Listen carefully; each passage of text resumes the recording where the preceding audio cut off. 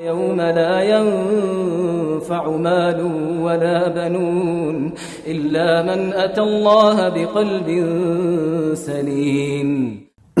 Bismillah Ustaz, bagaimana sikap kita terhadap orang yang mencela Rasulullah Sallallahu Alaihi Wasallam dan ada sebagian orang justru menyeru untuk memboikot produk-produk negara tersebut tanpa adanya arahan dari pemerintah. Apakah hal ini dibolehkan Ustaz? Tafadhal Ustaz. Bismillahirrahmanirrahim. Alhamdulillahi Rabbil Alamin. Wassalatu wassalamu ala al-mabawthi rahmatan lil alamin. Nabiina Muhammad wa ala alihi wa sahbihi wa man tabi'ahum bi ihsanin ila yaumiddin, amma ba'd. Mencela Nabi sallallahu alaihi wasallam kalau dia berasal dari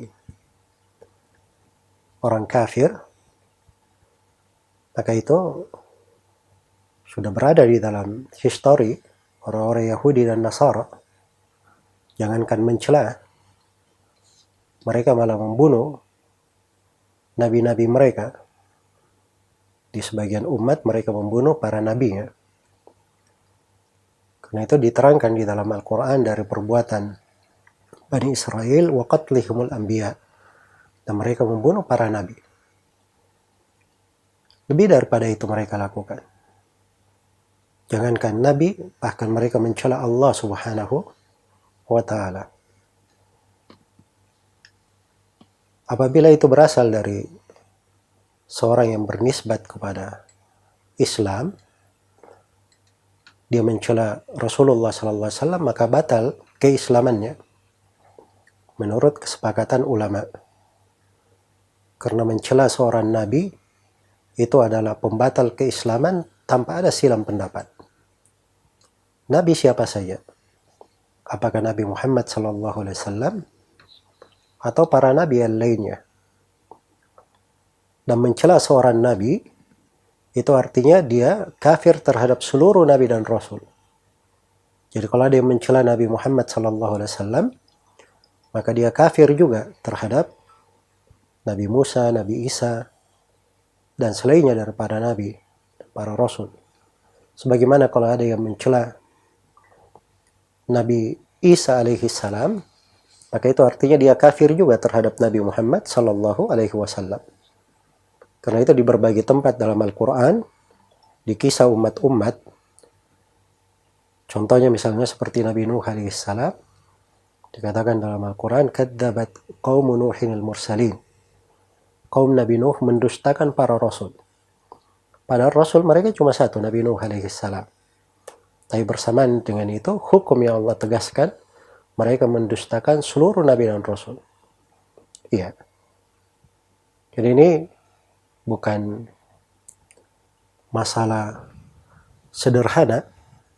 Kemudian sudut yang kedua, yang hendaknya diperhatikan, bahwa umat Islam itu, ketika ada kejadian-kejadian yang seperti ini, hendaknya mereka banyak memperbaiki diri, kemudian lebih mempelajari agamanya. Sebab tidak ada yang lebih dahsyat terhadap orang-orang kafir, orang-orang yang menyelisih jalan para nabi dan para rasul. Tidak ada yang lebih menghujam dan menikam mereka, melebihi umat Islam itu taat kepada Allah dan Rasulnya, kembali kepada Al-Quran dan As-Sunnah. Karena itu mereka sangat tidak senang sekali kalau ada dari umat Islam ini yang kembali kepada Allah dan Rasulnya, taat kepada Allah dan Rasulnya, melakukan ibadah mereka dengan baik, apalagi sebagai orang-orang yang belajar dan menuntut ilmu agama. Nah, itu akan dimusuhi oleh seluruh lapisan syaitan dari kalangan jin dan manusia, dan akan bersatu padu di dalam hal tersebut. Iya.